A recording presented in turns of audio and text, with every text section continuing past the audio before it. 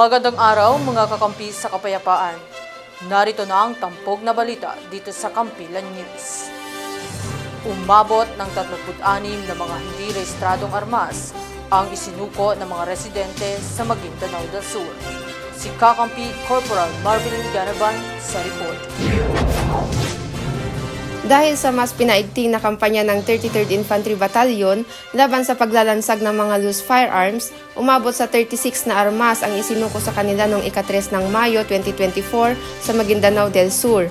Ang mga isinukong armas ng mga residente ay resulta ng pagtutulungan ng militar at municipal local government unit ng Sharif Agwak, Sharif Saidona Mustafa, Dato Abdullah Sangki, Mama Sapano, Raha Buayan at Sultan sa Barongis, Maguindanao del Sur.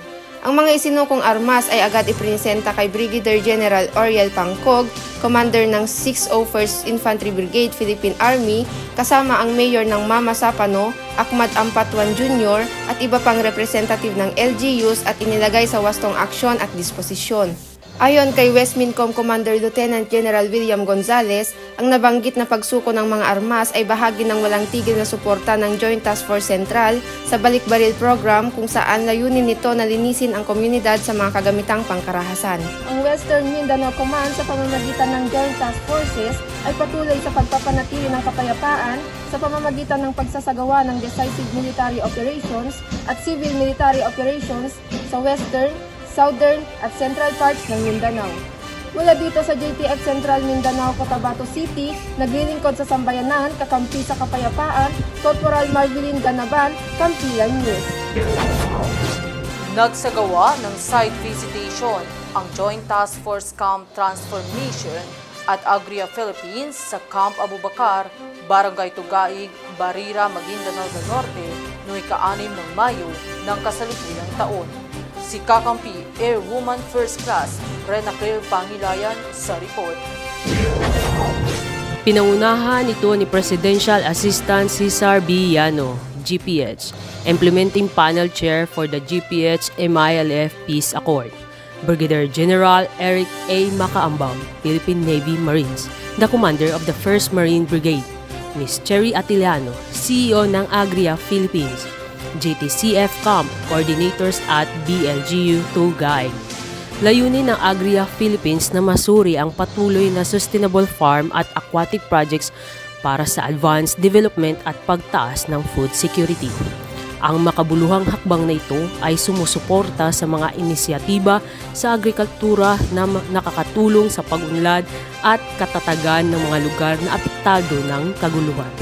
Ayon kay Presidential Assistant Llano, ang peace process ng MILF at gobyerno ay forever na at malaki ang pasasalamat niya sa 1st Marine Brigade lalo na kay Brigadier General Macaambag sa pagpapanatili ng seguridad at kaayusan ng Camp Abubakar. Gayon din sa lahat ng mga residente dahil sa pagkikipagtulungan ng gobyerno upang mapaunlad ang nasabing lugar. Ang nasabing aktibidad ay bahagi ng programang Assistance for Camp Transformation through Inclusions, Violence Prevention, and Economic Empowerment ng Office of the Presidential Advisor ng Peace, Reconciliation, and Unity. Mula dito sa Barangay Tugaig, Barira, Maguindanao del Norte, naglilingkod sa sambayanan, kakampi sa kapayapaan, Airwoman First Class, Rena Claire Tayo Pangilayan, Kampilan News. Personal na naipresenta ang mga nagbalik loob na biktima ng maling ideolohiya ng terorista sa lokal na pamahalaan ng Datu Saudi Ampatuan. Si Kakampi Private Maria Mayra Cornejo sa report.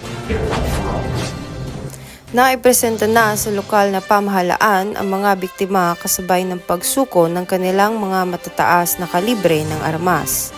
At agad nitong tinanggap ng punong bayan na sinundan ng pagbigay ng cash assistance mula sa Ministry of Social Services and Development, Ministry of Public Order and Safety at iba pang ahensya ng BARM na nakatutok sa pagsuporta sa mga nagbalik loob.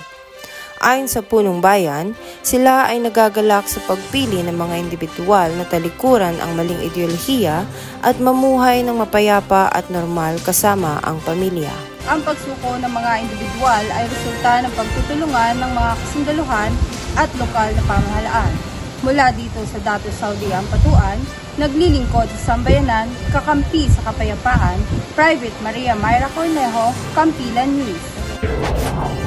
At yan ang tampok ng mga balita dito sa 6th Infantry Campilan Division at Joint Task Force Central, hatid sa inyo ng Campilan News. Para sa karagdagang mga balita, i-like at i-follow kami sa aming mga social media accounts na makikita sa inyong mga screen.